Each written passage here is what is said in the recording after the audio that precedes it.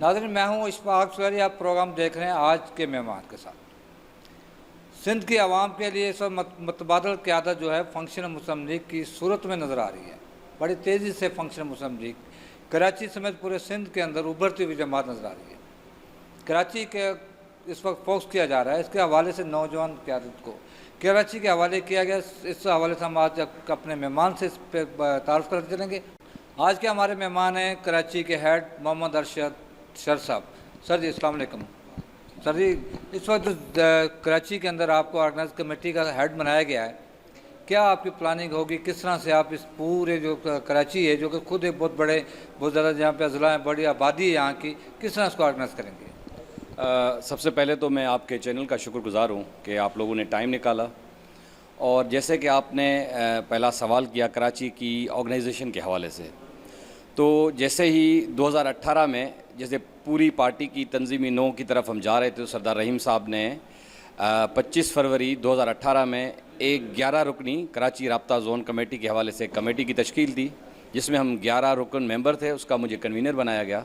अल्हम्दुलिल्लाह आज मैं बड़े फ़ख्र से कह सकता हूँ कि उस 11 रुकनी गुलदस्ते ने अल्हम्दुलिल्लाह आज कराची के अंदर पीर साहब के हज़ारों की तादाद में कारकुन बनाए, चाहने वाले बनाए, जो पीर साहब के मौक़िफ़ के साथ, पीर साहब के मंशूर के साथ, हम आहंगी के साथ बड़ी मजबूत तरीके से भेज बगारा का नारा कराची में बुलंद कर रहे हैं। और कराची के अंदर जो आज तक कराची के साथ ज़्यादतियाँ हुई और कराची में पार्टी को एक्टिवेट करने का जो मेन मकसद था, वो मकसद इसलिए ज़रूरी था क्योंकि जब हम सिंध की मजबूत जमात कहलाना चाहते हैं और बनना चाहते हैं, तो सिंध के दारुल खिलाफा के अंदर हमारी सियासी तंजीमी अगर सरगर्मी ना हो तो वो चीज़ कंप्लीट नहीं होती। उस हवाले से 2018 से जो सफ़र शुरू हुआ, तो अल्हम्दुलिल्लाह उस सफ़र का हमने एक टेस्टर अभी हमने जो लियाकताबाद की पुल पर एक वर्कर कन्वेंशन कराची के वर्कर्स का किया, उसने तमाम जमातों की आंखें खोल दी कि ये वो जमात जिस जमात का कराची में पॉलिटिकल वर्क इतना नहीं था, आज तमाम कराची के स्टेक होल्डर से ज़्यादा मजबूत गम जफ़ीर की तादाद जो है वर्कर्स की इकट्ठी कर सकती है। और वो तमाम वर्कर्स पीर साहब के मौक़िफ़ को समझते हुए, क्योंकि पीर साहब का जो मौक़िफ़ है वो लिसानी सियासत की बुनियाद से पाक है। हमेशा पीर साहब ने हम आहंगी की बात की है। और इस शहर का आलमिया ये रहा, इस रोशनियों के शहर की जो रोशनियाँ लूटी गई वो लिसानी बुनियाद की सियासत के ऊपर लूटी गई। इस शहर में कत्लो गारत की गई। इस शहर को तमाम स्टेक होल्डर्स ने, जो सो कॉल्ड स्टेक होल्डर कहलाते थे, उसमें MQM हो, उसमें पाकिस्तान तहरीक इंसाफ हो, उसमें पाकिस्तान पीपल्स पार्टी हो, उन्होंने लिसानियत की बुनियाद पर इस शहर में सियासत का पौधा बोया, जिसने इस शहर रोशनियों के शहर को अंधेरों में धकेला। आज हम क्योंकि पूरे पाकिस्तान में फिरते हैं, दोस्त हैं, सियासी दोस्त हैं, कॉलेजों में पढ़े हैं, वो इस शहर को कचरे का ढेर के नाम से पहचानने लगे, जबकि वो शहर जिसने अक्ल फ़हम दिया पाकिस्तान को, जिसने शायर दिए, जिसने आपको ज़बानों के ऊपर मिराज हासिल करने वाले लोग दिए, उस शहर को जब कचरे के नाम से पुकारा जा रहा गया तो हमें बड़ा दुख होता था। मगर अल्हम्दुलिल्लाह अब हमने ऐसा कभी भी नहीं हमने सोचा कि बड़े बड़े नाम लाके हमने कराची के अंदर हम बिठा दें और तंजीम नौ का हम शुरुआत करें। सरदार रहीम साहब जो जनरल सेक्रेटरी हैं, मैं तो उनको एक लक़ब देता हूँ, मेरे इनकलाबी उस्ताद भी हैं और सूरे बादशाह और पीर साहब के सफ़े अव्वल के घोर हैं, जिन्होंने तंजीम को मजबूत करने की ठानी है। तो उन्होंने एक बार लफ्ज़ का किसी दोस्त के साथ वो ज़ाती नशिस्त में बैठे थे कि उन्होंने जब उनको मशवरा दिया कि आप कराची के अंदर तमाम मजबूत और बड़े जो नाम रहे हैं सियासत के अंदर, उनको लेके आएँ। उन्होंने कहा मैं कराची के नौजवानों के अंदर वो मजबूत नाम बनाऊंगा जो कराची का दर्द रखते होंगे, जो कराची के गमों से, कराची के दुखों से वाबस्ता होंगे। और आज आप देखेंगे हमारी राब्ता कमेटी के मेंबरान, हमारे तमाम अजला इस वक्त अल्हम्दुलिल्लाह फ़ाल है। हमारा डिस्ट्रिक्ट साउथ कम्प्लीटली फ़ाल है, हमारा डिस्ट्रिक्ट ईस्ट कम्प्लीटली फ़ाल है, हमारा डिस्ट्रिक्ट वेस्ट कम्प्लीटली फ़ाल है, हमारा मलीर, हमारा डिस्ट्रिक्ट वेस्ट कम्प्लीटली फ़ाल है। अब एक नया डिस्ट्रिक्ट क्यामाड़ी बना है, अल्हम्दुलिल्लाह उसकी भी हमने तंजीम तकरीबन मुकम्मल कर ली है। यहाँ सिर्फ ये नहीं है कि ज़िले ऑफिसेज़ और अहदेदारान ऑन है, नहीं, ज़िले के अंदर तमाम PSs ऑन है, PSs के बाद UCs ऑन है, UCs के बाद वार्ड ऑन है। अल्हम्दुलिल्लाह अगर आप तादाद लगाएंगे तो 11,000 से ज़्यादा सिर्फ़ और सिर्फ हमारी वर्कर्स की जो ऑफिस बेरर हैं हमारे कराची के अंदर, उनकी तादाद है इस वक्त। तो अल्हम्दुलिल्लाह कराची के गली कूचों से वो लोग आ रहे हैं जो इस अहलियान कराची हैं, जो इस शहर का दर्द महसूस करते हैं। और ऐसे ऐसे दोस्त जो तमाम पार्टियों में रहे और उनको कराची के अच्छे होने के ख्वाब दिखाए गए, मगर कराची के हालात अबतर होते गए। 70 की दिहाई का, आप तो मुझसे उम्र में भी बड़े हैं और आपका तजुर्बा भी होगा, आपने 70 की दिहाई का अगर कराची देखा होगा तो आज के से 70 की दिहाई का कराची ज़्यादा खूबसूरत था। कराची में के बच्चों के अंदर मोहब्बतें थी, किसी को सिंधी, उर्दू, महाजर, पठान, पख्तून, बलोच, सराइकी, हज़ारावाल कह के लड़ाया नहीं जाता था, तब मोहब्बतें बांटी जाती थी। मगर उसके बाद हुआ ये कि जिसको हम कहते हैं कि बैरूनी एजेंडा के ऊपर उस शहर को जो पाकिस्तान की इकोनॉमी की शाहरग है, उसके अंदर वो जहर बोया गया कि इधर कोई पाकिस्तानी नहीं रहा, मगर अफसोस के साथ कहना पड़ता है कोई मुहाजर हो गया, कोई पख्तून हो गया, कोई सिंधी हो गया, कोई पंजाबी हो गया, कोई हज़ारेवाल हो गया, मगर कोई पाकिस्तानी नहीं रहा। अब अल्हम्दुलिल्लाह 2018 से पाकिस्तान मुस्लिम लीग फंक्शनल एक बयानिया यहाँ लेके आई है कि मुत्तहद सिंध मजबूत पाकिस्तान, जो पीर साहब का नारा है, और ये बड़ा गहरा नारा है। जब तक आप सिंध को मुत्तहद नहीं कर सकते तब तक पाकिस्तान की मजबूती का ख्वाब देखना ऐसे है कि सोते हुए ख्वाब देखना, उठते हुए अपनी तमाम रूटीन के अंदर आप गुम हो जाओ। उस ख्वाब की हकीकत नहीं हो सकती। उस ख्वाब की हकीकत तब होगी जब कराची के अंदर तमाम कौमों से बरीउत जमा होकर आप पाकिस्तानियत का नारा बुलंद करेंगे। और अल्हम्दुलिल्लाह हम अब तमाम जो यहाँ लोग हैं जो पाकिस्तान मुस्लिम लीग फंक्शनल के प्लेटफॉर्म के नीचे हैं, मेरे यंगस्टर्स, क्योंकि हम जो हैं हम एक वर्कर हैं, ओहदे सिर्फ़ और सिर्फ किसी यूनिट, किसी तंजीम को ऑर्गेनाइज़ करने के लिए ज़रूरी होते हैं, मगर हम बशमूल सरदार रहीम साहब के, हम सब पीर साहब के वर्कर्स हैं।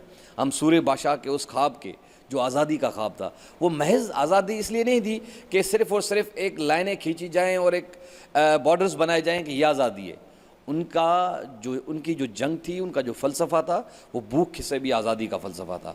उनकी जो आज़ादी की जिद्दोजहद थी, वो गरीब को तालीम हासिल करने की भी आज़ादी होनी चाहिए थी, वो उनका फ़लसफ़ा था। आज इधर हमने दो निज़ाम बना दिए हैं, एक अमीर का निज़ाम है, एक गरीब का निज़ाम है। उस निज़ामों के अंदर एक है आपका और मेरा लाल पीला स्कूल जिसको कहलाते हैं, उधर निसाब नहीं है, उधर आप स्कूलों के अंदर वो बेसिक फैसिलिटीज़ नहीं दे पाते कि अब तालिब इल्म के पास वो वॉशरूम हो कि वॉशरूम में जाकर वो जो उसकी ज़रूरत है वो पूरी करे।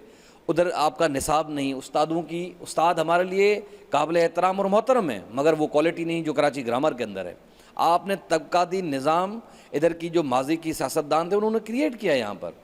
जब तक तबकाती निज़ाम आपने क्रिएट करेंगे तो हम आहंगी कहाँ से पैदा होगी। आज आपने पैसे के बलबूते के ऊपर सियासत को इतना महंगा कर दिया है कि आम वो तबका जो सियासत में आना चाहता है, जो कौम का दर्द रखता है, जिसका हकीकी मानों में दाल रोटी मसला है, जिसके हकीकी मानों में जिसका घर, जिसका मकान मसला है, वो नहीं आ सकता, क्योंकि इस नारे से मुंसलिक जमातों ने सियासत को इतना महंगा और गंदा कर दिया कि आज गरीब तबका, आज वो तबका जिसके ये हकीकी मसाइल है, वो सियासत में पाँव नहीं रख पा रहा। अगर वो पाँव रखता है तो ये लोग उसको आंखें दिखाते हैं। मेरा एक सादा सा एक जुस्त होता है, वो ये है कि अगर आपने हालात देख रहे हैं ना, तो 2007 से जो मौजूदा हुकूमत में, सिंध हुकूमत में राइज पार्टी है, इनके सिर्फ़ और सिर्फ, और दूर नहीं जाएँ, इलेक्टेड मेंबरान के घरों के आप एड्रेस देख लें, और आज 2021 में अगर इनके घरों के आप एड्रेस देखेंगे आपको नज़र आएगा कि तरक्की, हकीकी मानों में तरक्की कहाँ हुई है। तो सिंध का हाल नहीं बदला, मगर उन नुमाइंदों का हाल बदला है जो पहले 2 कमरों के घर में, अपार्टमेंट में रहते थे, आज 2000 गज़ के घर में रहते हैं। 2000 गज़ के घर के कहने का मतलब है 50 करोड़ रुपये का घर। उनसे कोई पूछे तो सही, 50 करोड़ रुपये का घर आपके पास कहाँ से आया। उनसे ये क्यों नहीं कोई पूछता कि शिकारपुर के स्कूल में भैंसें क्यों बंधी हुई हैं। उनसे आज ये क्यों नहीं पूछता कि मली नदी से जो कराची को पानी मिलना था, आज भी कराची का जो बाशिंदा है, कराची में रहने वाला जो शहरी है, आज भी नल में पानी के इंतज़ार में खड़ा है। उनसे ये क्यों नहीं पूछता कि चारों सूबों के अंदर ट्रांजिट बस सर्विसेज आ गई और आला दर्जे की बस सर्विसेज आ गई, मगर आज भी कराची का शहरी सुबह से अपने ऑफिस के लिए जब निकलता है तो उसी छकला टूटी फूटी निज़ाम के अंदर, उस ट्रांसपोर्ट निज़ाम के अंदर जाता है, जिसके लिए इधर ट्रांसपोर्ट के मिनिस्टर दिन ब दिन वादे करते हैं, किसी दिन 70 बस, किसी दिन 80 बस। पूरा इंफ्रास्ट्रक्चर जो है, ट्रांजिट जो मंसूबा है, वो पाए तकमील पर बसें देने के लिए ये इनके पास पैसे नहीं है। मगर पूछा जाए तो जैसे आपने 2 साल पहले देखा होगा जो ये टिड्डी का मसला आया, उसके लिए 30-30, 40-40 वीगो गाड़ियाँ करोड़ों रुपए की गाड़ियाँ खरीदी गई, मगर उसके लिए जो आपको असल चीज़ें करने की ज़रूरत थी वो आपने नहीं की। आपने ज़रात के लिए क्या किया 13 सालों के अंदर? कुछ नहीं। आपके ज़रात को आपने इंश्योरेंस करने के लिए क्या किया कि ज़रात आपकी इंश्योर्ड होती। आपके नेचुरल डिज़ास्टर आते हैं, आपका जो कुड़मी है, आपका जो हारी है बेचारा वो नस्तो नाबूद हो गया है। आपकी जो गन्ने की मिलें थी वो तो 3 से लेकर 14 से 28 हो गई। पर गरीब के काश्तकार का हाल ये है कि वो अपनी अगर बेटी का अगर शादी करने का सोचता है तो दहेज का ख्वाब उसकी नींद हराम कर देता है। अगर वो बच्चों की तालीम की बात करता है तो वो उस लाल पीले स्कूल के निज़ाम से बाहर निकलने की सोच भी नहीं रख सकता। मगर हालात बदले तो आपके हालात बदले। आपके आज भी अगर गाड़ियों की कतारें देखें आपकी बैठकों के बाहर तो अरबों रुपये की मालियत होती है, मगर एक गाड़ी की आपकी रकम उस इलाके के पानी का मसला हल कर सकती थी। मगर आपका जो बुनियादी जो मौजूदा हुकूमत का पाकिस्तान पीपल्स पार्टी की जो सूबे के अंदर हुकूमत है, 13 साल का अनइंटरप्टेड हुक्मरानी आपको मिली। इस हुक्मरानी में आप चाहते तो लोगों के हालात बदल सकते थे, मगर आपने लोगों नहीं, आपने जमहूर का नहीं, आपने अपने हालात बदले। ये मैं एक ये बात कहता हूँ कि ये खुद को जमहूरी लीडर कहलाते हैं। जमहूरी लीडर, ये कौन सा जमहूरी लीडर है कि शारा फैसल से निकले तो शारा फैसल जमहूर के लिए बंद हो जाए? ये कौन से जमहूरी लीडर हैं? इनको जमहूर से डर किस चीज़ का है? इनको डर इस चीज़ से है क्योंकि जमहूरियत के लिए इन्होंने कुछ डिलीवर नहीं किया। इन्होंने अपने पेट भरे हैं, इन्होंने अपने महलात बनाए। आप मुझे बताएं, आज आप पाकिस्तान मुस्लिम फंक्शनल हाउस में बैठे हैं। ये हाउस क्लिफ्टन ब्लॉक 2 के अंदर मौजूद है। मैं आपसे ये गुजारिश करता हूँ, आप इस ब्लॉक के अंदर रस्तों के और कचरे के जो ढेर देखेंगे, बिलावल हाउस भी गालिबन उसकी जो बाहर की दीवार है ब्लॉक 2 के साथ कनेक्टेड है, जो इस मौजूदा हुकूमत का सियासी काबा है। जब वो अपनी दीवार के बाहर डिलीवर नहीं कर सकेंगे तो सिंध का अवाम इनसे कौन सी उम्मीद और उमंग रख के बैठे कि ये झुड्डो में, ये खिपरों में, ये उमरकोट में, ये थरपरकर में, ये घोटकी में, ये बद्दीन में ये डिलीवर करेंगे? कतन नहीं करेंगे, क्योंकि इनके मंशूर में नहीं है। जैसे हमारे लीडर सिंध के सदर काबिल एहतराम पीर सदरुद्दीन शाह राशिदी साहब कहते हैं कि ये जरदारी लीग है। इनके पास एक ही मंशूर है कि पैसा बनाओ, भले वो अवाम का खून पीकर पैसा बनाओ, मगर सिर्फ पैसा बनाओ ताकि आगे आप इदारों को ख़रीदो।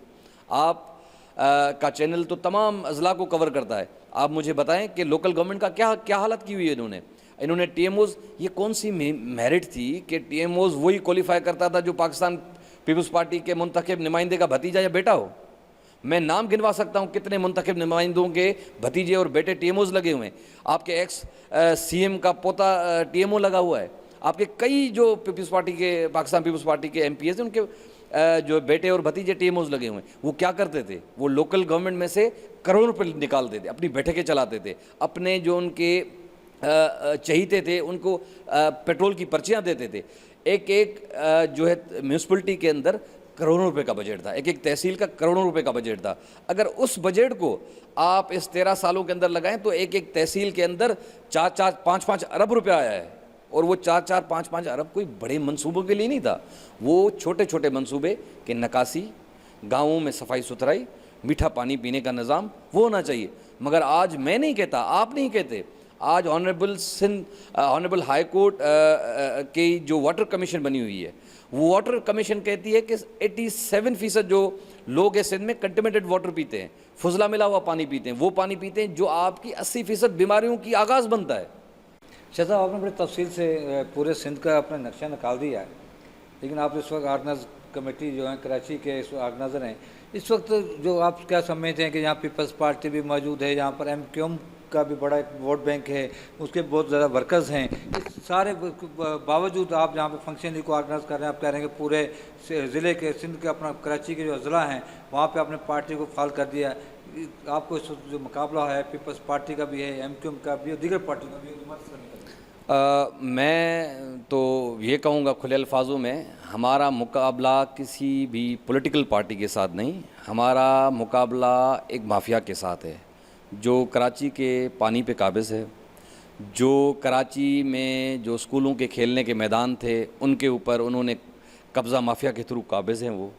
उन्होंने इस खूबसूरत शहर को एक कंक्रीट ब्लॉक बना दिया है, इसको सिर्फ कमाने का ज़रिया रखा है। उन लोगों के साथ हमारा मुकाबला है। तो अल्हम्दुलिल्लाह हमारे पास तमाम वर्कर और तमाम ऑफिस बेयरर्स मुतवस्सर तबके से ताल्लुक़ रखते हैं। इंशाअल्लाह मेरा यकीन है, क्योंकि मैं सूर्य बादशाह का चाहने वाला हूँ और उसके पैगाम पर, उनके पैगाम पर मैं मनोमन इंशाअल्लाह पैरान होने का यकीन रखता हूँ। अगर सूर्य बादशाह का फ़लसफ़ा फिर से सियासत के अंदर उजागर किया जाए तो इस सूबे की और इस मुल्क की बकाई वही है कि क्योंकि हम सूर्य बादशाह के फ़लसफ़े से हट गए। जैसे आपने एक इंटरव्यू लिया था हमारे जनरल सेक्रेटरी सिंध सरदार रहीम साहब से, उन्होंने अपने इंटरव्यू में कहा था कि वो लोग जिन्होंने सूर्य बादशाह के उस वक्त भी दुश्मन थे, वो जो उस हम सर कटा रहे थे, सूर्य बादशाह के फ़लसफ़े को फॉलो करने वाले सर कटा रहे थे, और दूसरी तरफ वो सर के लक़ब लेने के लिए लाइनों में खड़े थे। तो उन लाइनों में जो लगे हुए थे उन लोगों ने जानबूझकर उस मौक़िफ़ को ख़त्म किया, उस मौक़िफ़ के ऊपर हावी हुए, और आज गरीब को उससे तालीम छीनी गई है। गरीब के पास इल्म नहीं है कि वो शऊर से वो फ़ैसला कर सके। इंशाअल्लाह पाकिस्तान मुस्लिम फंक्शनल सिर्फ़ और सिर्फ कराची में नहीं, क्योंकि हम जो है दुख और दर्द तमाम अज़ला, तमाम गाँवों का महसूस कर रहे हैं, क्योंकि जो हालत कराची में और आज वही हालत सिंध के हर एक गाँव में है।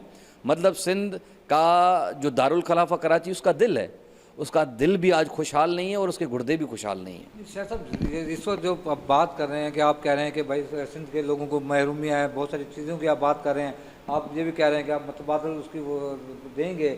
इस वक्त आप हुकूमत में भी नहीं है और जो आप बड़े तेज़ी से लोग आपके पास आ रहे हैं तो बहुत सारी उम्मीदें लेकर आ रहे हैं। अगर कल को आप हुक्मरान पार्टी नहीं बनते तो वो लोगों की मायूसी को किस तरह से फेस करेंगे? नहीं, इंशाअल्लाह हम हुक्मरान पार्टी नहीं, हम खादिम पार्टी बनेंगे। हुकूमत में हम लोगों के वोट से आएंगे, क्योंकि किसी शॉर्टकट के हम कायल नहीं हैं। हम जमहूरी पार्टी हैं, जमहूरी सोच रखने वाले हैं। लास्ट इलेक्शन में भी हमारा मैंडेट चोरी किया गया, मगर हमने मुल्क और जमहूरियत के वसीतर मफाद में हमने साथ दिया, क्योंकि हमारी ख्वाहिश है कि तमाम हुकूमतें अपना टाइम पूरा करें और अपनी कारकर्दगी बुनियाद पर आएँ। सबसे जो अहम काम है वो इलेक्शन कमीशन का है कि वो इलेक्शन का पहरा दे, कि वो इलेक्शन को साफ़ और शिफाफ बनाए। पॉलिटिकल जो इन्फ्लुएंस लोग यूज़ करते हैं अपने पावर में रहने के बाद, अपने ऑफिसर्स लगा लेते हैं, वो उससे हटाए।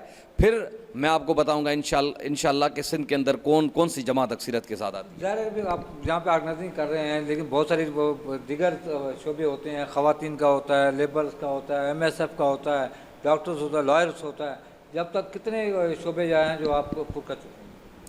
हमने सबसे पहले हमने मदर विंग के ऊपर हमने ज़्यादा ज़ोर दिया।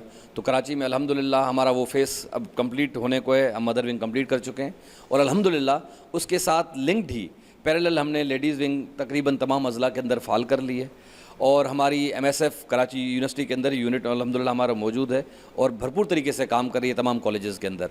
अब हम जो हमारी जो सोच है, हम सिंध के ऊपर इंशाअल्लाह पूरी सिंध में लेबर विंग, और लेबर विंग का हम क्राइटेरिया ये रख रहे हैं कि लेबर विंग में मेंबर और अहदेदार वो हो सकता है जो किसी न किसी वर्कर यूनियन के साथ या किसी न किसी इदारे में मजदूर हो, क्योंकि हमने इसको ऐसे सिर्फ साइड लाइन नहीं बनाना कि इसको अगर एक जगह पर अकोमोड नहीं कर सके तो उसको दूसरी किसी विंग में अकोमोड कर दे।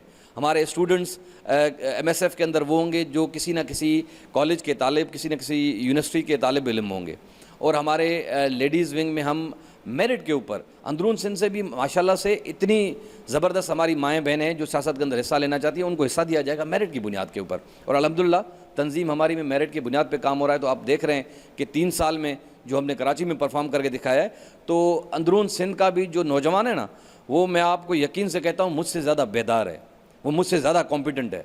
बस सिर्फ़ और सिर्फ इसको मौका फराम करना है। फिर आप देखेंगे पूरी सिंध के अंदर जो हम कराची में कहते हैं कि लग गया एक ही नारा, भेज पगारा, पूरी सिंध में इंशाल्लाह एक ही नारा लगेगा। जी सर, इस वक्त जो है ज़रूरत है कि नौजवान को जो मौका फराम किया जाए। मुस्लिम लीग फंक्शन की जानिब से ये दावे किए जा रहे हैं कि आने वाला जो कल वो इनका होगा, नौजवानों का होगा। देखना यह है कि क्या आने वाले दिन के अंदर जब इनकी हुक्मरानी होती तो क्या वो दीगर पार्टियों की तरह अपने नौजवानों को, वर्कर्स को नज़रअंदाज करते हैं, या गरीब को जो रोज़ी और रोटी के साथ साथ मकान और दीगर जो सहूलतें वो फराम कर पाते या नहीं पाते। अगले प्रोग्राम तक के लिए इजाज़त दें इशफाक सुलरी को। अल्लाह हाफ़िज़।